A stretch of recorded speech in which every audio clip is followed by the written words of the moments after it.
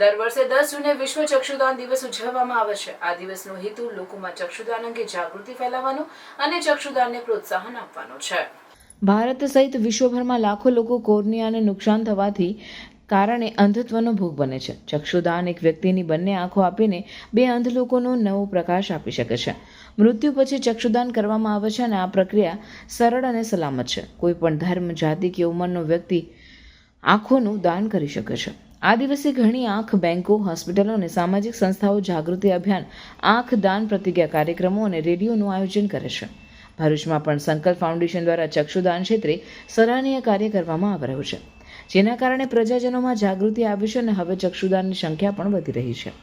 વિશ્વ ચક્ષુદાન દિવસ આપણને શીખવે છે કે વિશ્વ ચક્ષુદાન દિવસ આપણા જીવન પછી પણ કોઈના જીવનમાં પ્રકાશ લાવી શકે છે.